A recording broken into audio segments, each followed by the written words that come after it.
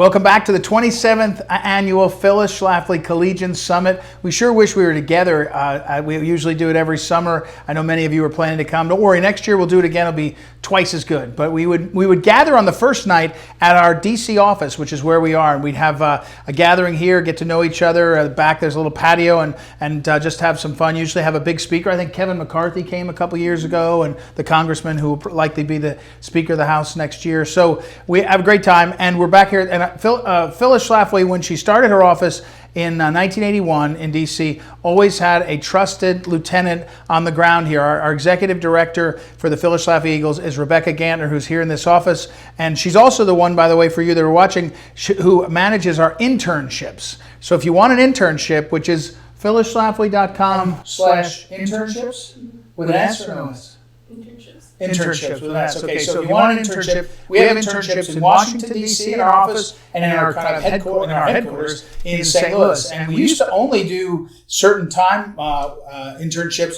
Because of the COVID, we've learned how to do some of it virtual. In fact, probably Luke and Juliana might be on watching us. They were our summer interns. They were virtual. I would say they were the best ever, mostly because it didn't have as much hassle with them underfoot. No, I'm just kidding. They were great. So if you want to be an intern with us, check it out. We have great. In fact, you were an intern. I was. And then you ended up a job. Jordan Henry, our research director, intern, got a job. Seems like the pipeline is to be an intern. Anyway, okay, I'll stop on that. So phyllisschlafly.com, internships, check it out. Our next guest, and we asked Allie Ziegler to join us, works in the government, in the federal government. She's had a couple of different positions. For various reasons, especially as this close to an election, we're not going to talk about her job, and she's here on her personal capacity. A few of our guests will be like that. But Allie Ziegler, she's a graduate of the College of Charleston, graduated with honors, which is important. Did your husband graduate with honors? Oh, yeah. Oh, yeah. Shoot, we're going to get it. She's married to another young guy named Garrett Ziegler, who also works in administration.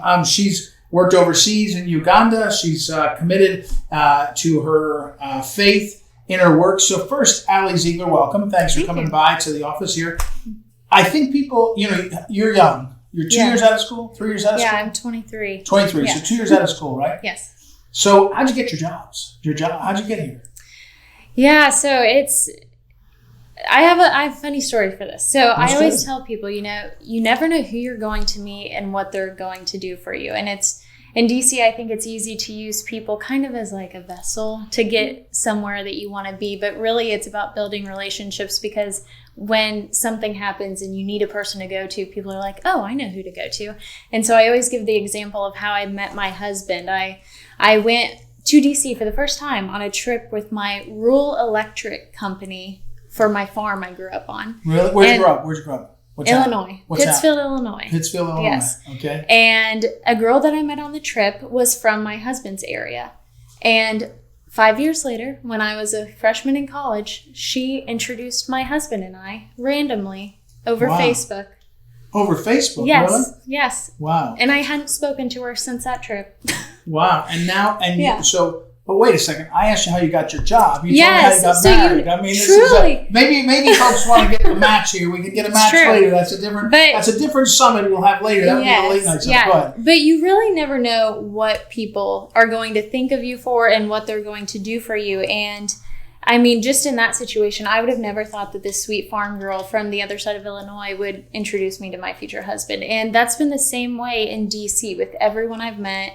Everyone, I started in DC on the Hill. I had my first internship in DC on the Hill, and I just started getting to know people. And I will say the best thing to do in DC, especially if you're starting in politics, there's a lot of work that people don't want to do because it's not fun.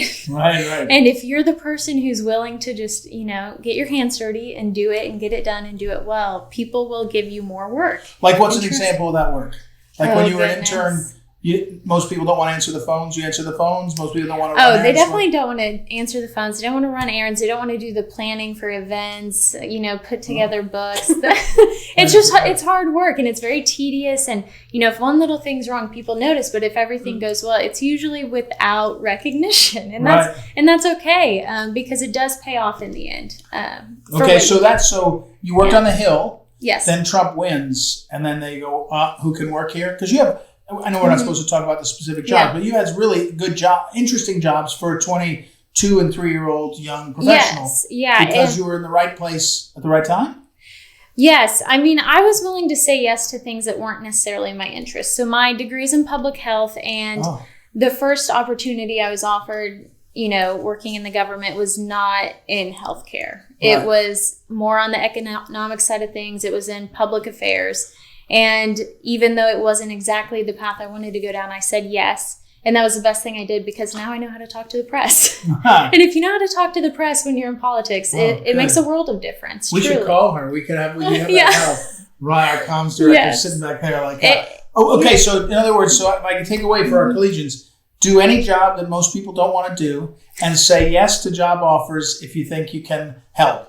Well, there's a lot of skills that you want to develop, especially in politics. There's so many things to do, and it's not just being a policy wonk on one certain topic. I think there's just so many things, knowing how to work in public affairs, knowing how to, run videos, even with this kind of stuff. It helps to know the policy, but it also helps to know how to present it.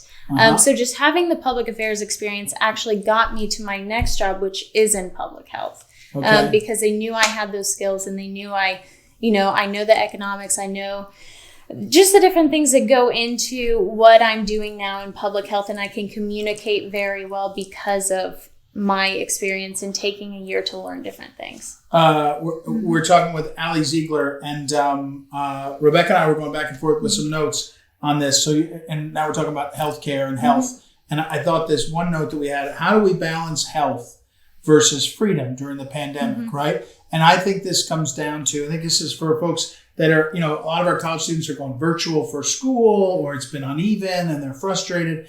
And I don't think there's enough of a discussion on the choices are not be healthy or not. The choices are health or freedom, and you have to balance it. You have to take a risk management. But government likes to tell you not what your choices are, what to do. So how do you balance that? I mean, what do you think about that? Yeah, I mean, it's no secret, if you're a public health professional, it's very rare to be conservative.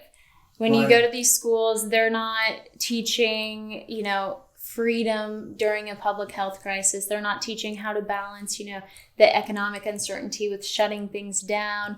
People in public health generally live for these moments. Yeah. I mean, it is the thing. Right. You study your whole life to be, we got a pandemic. I'm not saying to root for it, but now I've studied, I know how to handle this. I'll tell you what to do. Yes, and it's very exciting, and that's why so many people, a lot of doctors in the 80s jumped on, HIV/AIDS, because it was the new disease. It was the thing to look at, and when those things come up, like Ebola and Zika, people jump on them because it's exciting and it's new in the field. And this is one of those situations where we haven't actually thought about, will we shut down our country? And what is the best way to do that to protect one's health? It's just shut it down. We have to figure out the disease, the cause, and save people's lives. But we're not thinking also we're hurting people in the meantime. The World Health Organization said 4 days ago, they oppose lockdowns because it damages the lives of especially low-income folks. Which, remember, President Trump, he came out and said, we can't lock down anymore. We got to get back to our life because it's causing damage. So we now finally have the World Health Organization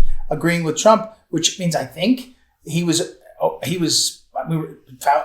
into Fauci and all this. So, but I guess, how do you, if you're a conservative, you're a pro-life, pro-family conservative, and you're working even in a administration that's Republican, a lot of the professionals in that field are not going to share your value. The starting point is a different set of values. It truly is. I mean, the Trump administration has said this multiple times. They've said it's not a matter of health versus the economy. It's health versus health with reopening. We are hurting people, that have had issues with opioid abuse. We've hurt people in terms of their mental health, especially people, we don't talk about like holistic medicine, but going to church impacts your health. Right. People who are, of faith, going to church and being Christian and practicing your faith impacts your health. And we really aren't talking about that. Could I have my children call you? I need my children to call you. You have to tell them. Anyway, keep going. Yeah.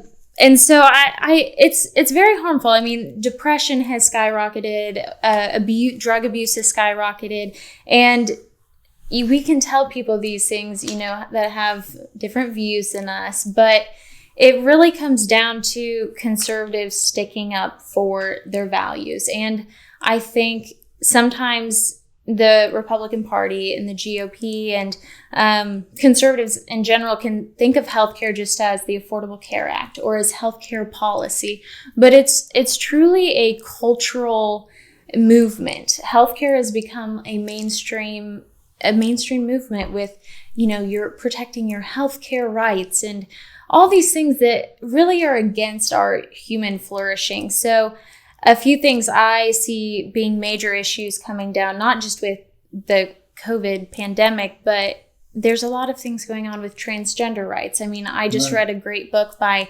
Abigail Schreier. Yeah, I had her on the radio show. Yeah. Extraordinary, amazing. And that book, what was the title again? Irreversible Damage. Irreversible Damage. It's very good. Yes, and it's just so sad to think all these families that have been broken apart by these trends that are going on in young females, where it's trendy to become transgender, and if your parents don't agree, you get away from your parents. It's their fault. It's not your fault. And then abortion, we have to continue to fight on that. A lot of things, especially in COVID, the elderly, when we're Christian and we want to be around our family as long as possible, and they need spiritual care in their last years of life, and they're locked up in nursing homes. And we also have created, a society where it's not easy to take care of our elderly at home because it's expensive and it's hard for both people, man and woman, not to work. So I think that's going to become a big issue, and it already is in New York. We've seen a lot of deaths in the nursing home. And then just marijuana legalization is going to be detrimental to our families. I mean, it already is, but it's coming down, and people want to legalize it. And these are public health professionals who want to legalize it, which is scary because, they say they're for health, but how is having, your society drugged out being for health? Yeah. I don't want to take all the time to ask all the questions. Rebecca, did you want to follow up or have a line of questions? Yes, Allie, I think a lot of conservatives care about the abortion issue and are pretty well versed on that. But I'm not sure that as many conservatives are familiar with the healthcare topic in general.